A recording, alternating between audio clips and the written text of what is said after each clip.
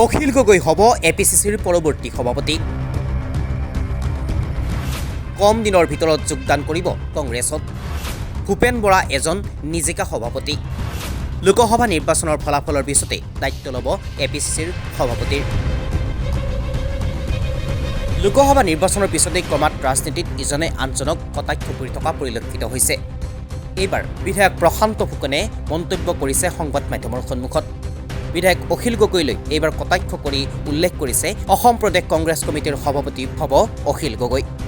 লোকসভা নিৰ্বাচনৰ ফলাফলৰ পিছতেই দায়িত্ব ল'ব অসম প্ৰদেশ কংগ্ৰেছ কমিটিৰ সভাপতিৰ। শীঘ্ৰেই যোগদান কৰিব কংগ্ৰেছ দলত। এনেদৰে সংবাদ মাধ্যমৰ সন্মুখত মন্তব্য কৰিছে এতিয়া বিধায়ক প্ৰশান্ত ফুকনে। আৰু অলপ দিনৰ পাছততো মই এইটো যি জানো, যিটো বুজি পাইছোঁ, অখিল গগৈটো কংগ্ৰেছৰ প্ৰেচিডেণ্ট হ'ব। আৰু এই ইলেকশ্যনৰ পাছত অখিল গগৈ ডাঙৰীয়া কংগ্ৰেছৰ প্ৰেচিডেণ্ট হ'ব। কংগ্ৰেছত তেওঁ জইন কৰি গোটেইখিনি তেওঁ হ'ব। কালি তেওঁ মিটিং চিটিং পাতি পেলাই চব ঠিক ঠিক কৰিছে। আনহাতে প্ৰশান্ত ফুকনে উল্লেখ কৰি কয় যে নিৰ্বাচনৰ সময়ত APCCৰ সভাপতি ভূপেন বৰাই কৰিবলগীয়া গোটেইখিনি কামেই কৰিছে অখিল গগৈয়ে, যাৰ বাবে অখিল গগৈক প্ৰদান কৰা হ'ব পৰৱৰ্তী সভাপতি। মূৰৰ ঘাম মাটিত পেলাই কষ্ট কৰিছে বিধায়ক অখিল গগৈয়ে।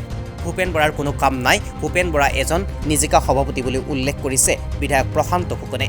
লোকসভা নিৰ্বাচনৰ ফলাফলৰ পিছতেই APCCৰ সভাপতি ভূপেন বৰাক পদৰ পৰা আঁতৰাই অখিল গগৈক দলত অন্তৰ্ভুক্ত কৰাই সভাপতিৰ দায়িত্ব দিয়া হ'ব বুলিও মন্তব্য কৰে বিধায়ক প্ৰশান্ত ফুকনে।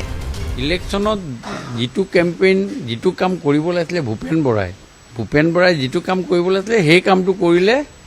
মূৰৰ ঘাম মাটিত পেলাই সেইটো কাম কৰিলে Akhil Gogoi in the name of Congress. ধাৰাবাহিক তেওঁ সভাপতি হোৱাৰ পাছৰ পৰা আপোনালোকে নিজে এবাৰ ভাবকচোন বাৰু, ইয়াতে বহি থাকে তেতিয়া এবাৰ চিন্তা কৰিব, এটা ইলেকশ্যনত এখন ছিটত তেওঁ জিকা নাই তেওঁ দিনত।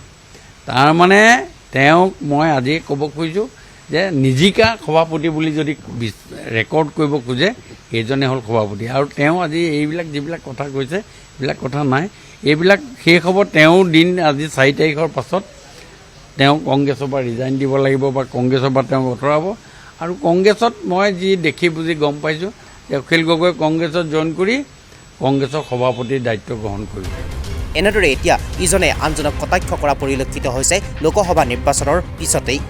সি যি কি নহওক, বিধায়ক প্ৰশান্ত ফুকনৰ মন্তব্যক কেনেদৰে প্ৰত্যুত্তৰ দিয়ে বিধায়ক অখিল গগৈয়ে সেয়া লক্ষণীয় হ'ব পৰৱৰ্তী সময়ত।